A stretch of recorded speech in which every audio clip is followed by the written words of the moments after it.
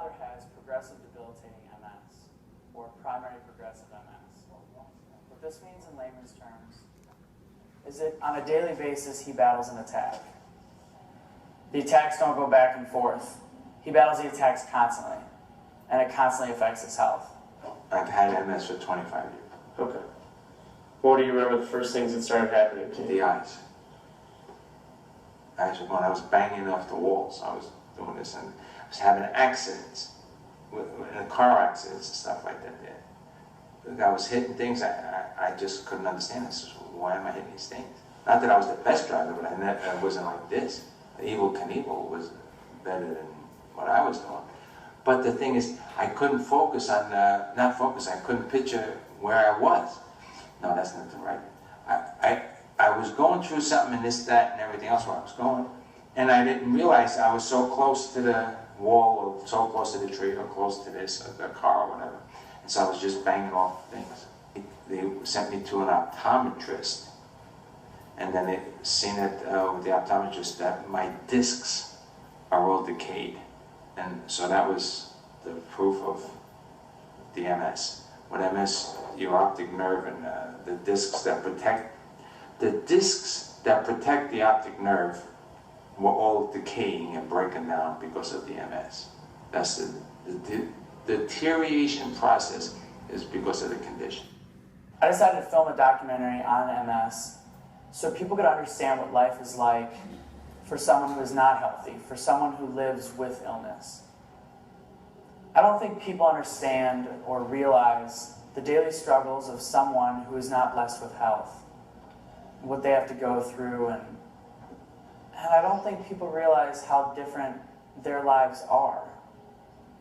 Everybody thinks, well, little things are different, but really there are big things that are different as well. Why do you think you've got MS? I think the reason I got MS is to make me appreciate life more. Now I appreciate life more, even though I got the condition, I appreciate life. Before I was healthy, I was doing this and doing that, I basically didn't give a fuck. Screw it, it's mine. No, after that then when I was diagnosed, after that period, then things started happening, and that's when the sight went and this and that. Then I was diagnosed with the MS, and then I was so embarrassed because I couldn't see, and I was wobbly. I walked like I was stoned. Not because I never drank, really. Oh, I drank one drink too, it was bullshit. But the thing is, my balance and equilibrium was so bad because of my eyes and the condition. And I was so tired of being accused of, oh, he's drunk, he's this, he's that. And I just said, screw this. And I just asked my mother for a couple $1,000, and she gave it to me. And I just picked the place where I want to go. And for some reason, and it's all in his will, I end up in Las Vegas. Well, why end up in Las Vegas? You see it on television. Being in the nightclub business for so many years, you see it on television. All you see is gambling, which I unfortunately love very much. And number two, pretty women. So I said, this is going to be where you die and go to heaven. So I ended up in Las Vegas.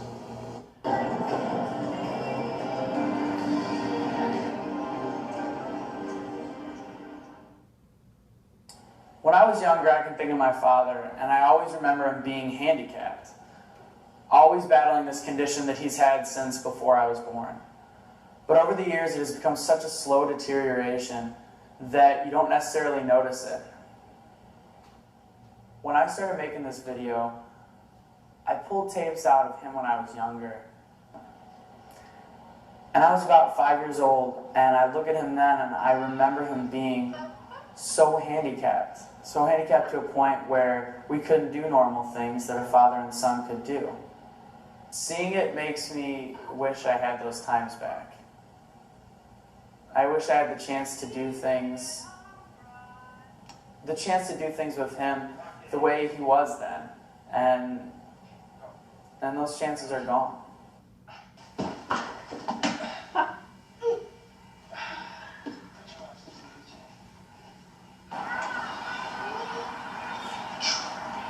But now I look at it and I realize how healthy he was compared to the way he is now, and how slow the debilitation has taken him.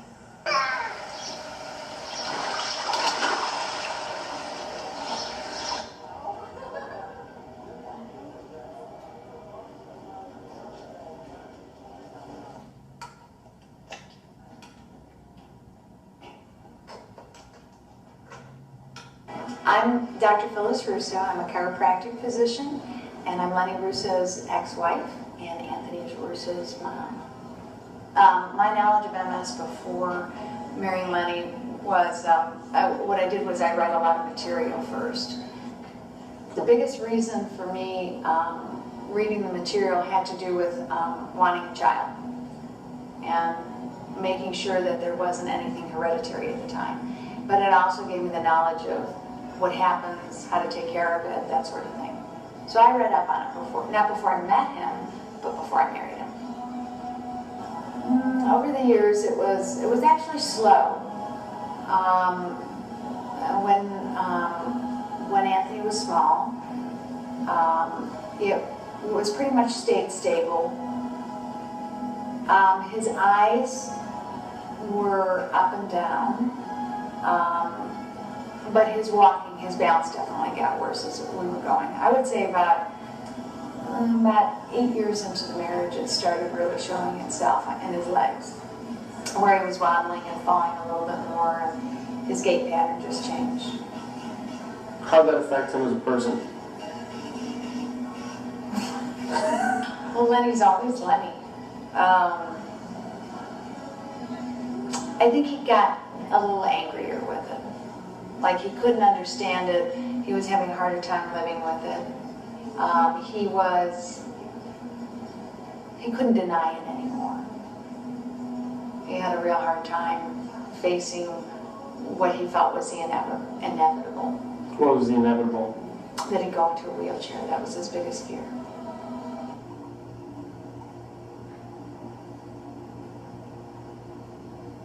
Well, your biggest fear when I was younger, with your condition, is you never wanted to be in a wheelchair.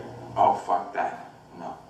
About I guess roughly around 2 years ago, something like that, I was falling so much. But the falling was kind of repetitious, but I was falling more and more and harder. See, fortunately, I work out every day, and I'm definitely not Popeye, but I'm thin, but I'm very strong.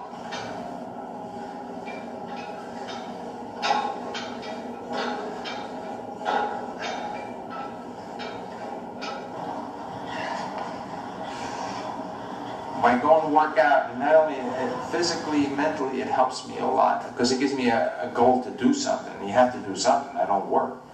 So I go work out and make it like a job situation. But the thing is, it keeps the circulation, because the circulation stops, the party's over. You're dead. So it don't make any difference about if you got eyes, you got this, you got that there, if your body is out of whack. So when I falling back and forth, fortunately, I got this insurance, that insurance, and the other insurance, and one sucks worse than the other. Fortunately, the VA, they saved my life.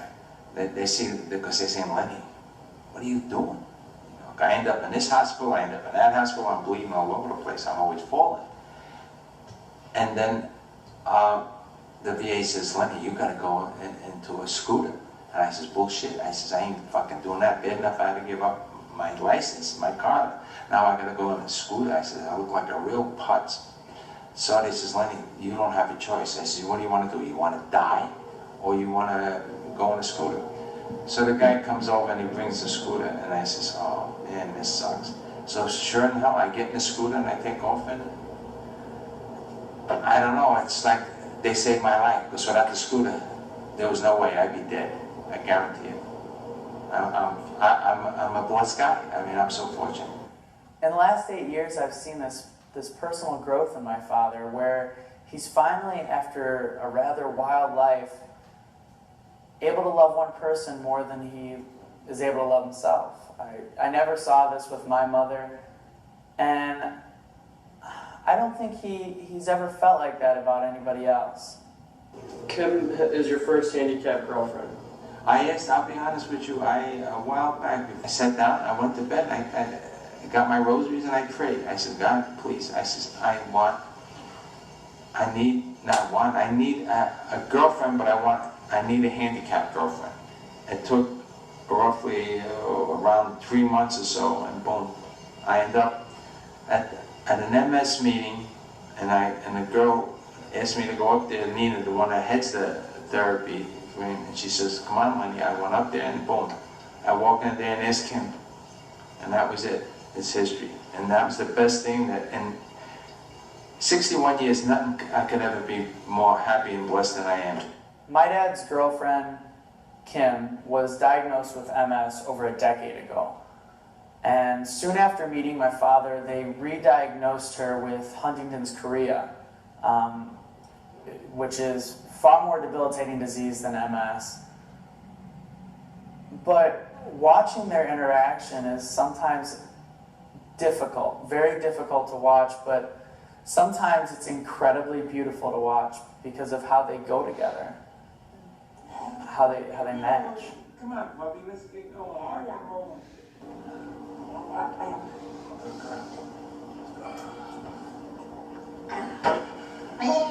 Kim, I got an idea. Put your arm in. It's really interesting.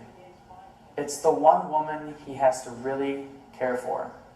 And often he really can't take care of her or care for her. Good girl. But it's their love that keeps them going. Give me a kiss, otherwise you can't pass. I love you. Yeah. Goodbye. Yeah. We go, wherever we go, it's a big thing for us, and it's very important because we enjoy it, we have fun. And because the thing is, we work off each other.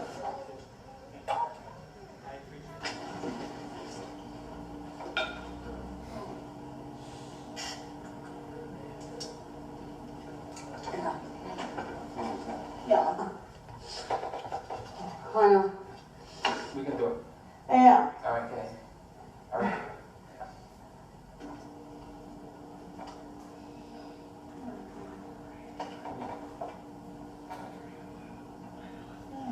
No. No. Oh, yeah, you can sit there. Yeah. Look how calm. Yeah.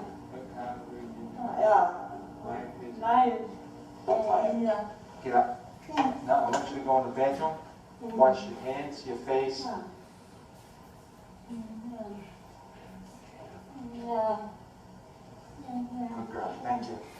Thank you, Kim. Kim.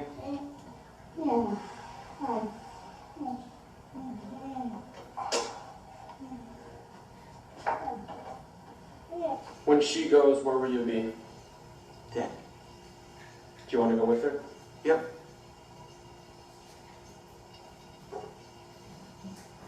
Where do I sign? We don't have to talk about this. Okay. I am Lenny Russo's home health aide and caretaker twice a week. And how's it dealing with Dad with his MS? How is it? Actually, when I come here, it's refreshing. He's like my favorite. Don't tell anyone. No. Sit down. And you are. You're cropped. This is sitting and cropped the same thing. What? Shut up. Don't talk. There goes my blood pressure. No, don't do that. Let me see. Well, being with your dad, I see that he doesn't have the control that someone like myself or someone that doesn't have MS, he doesn't have the control over things like his muscles and coordination.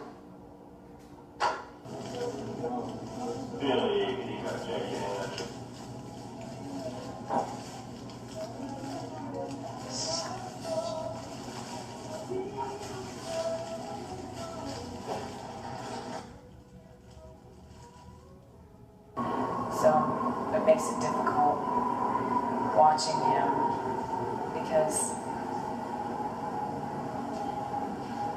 really, you can't do anything about it.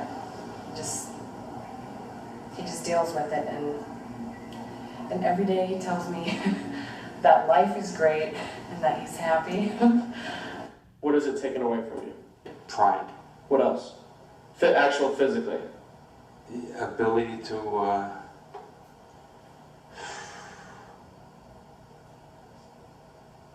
go places. No, yeah, I guess so. No, my hands are shot. My hands are shot. It's very difficult for me to shave. Mm-hmm. It's difficult for me to shower. It's different. This sounds like I'm complaining, but there is a situation where it makes it difficult to do a lot of things that it's everyday normal things, and you just can't do it. It's not because you don't want to do it, it's just because you're not capable.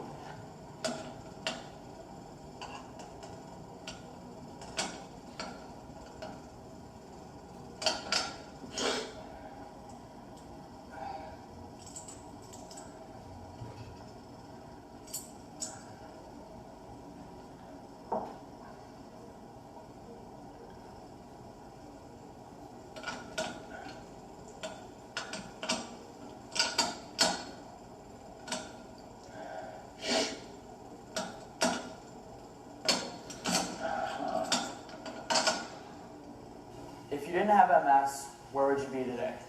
Dead. If you'd never got it. Dead. Why? I'd fuck up. That's the reason. I know there's a reason I got this fucking thing. There has to be a reason. There's no reason why I should have this. It's in the genes.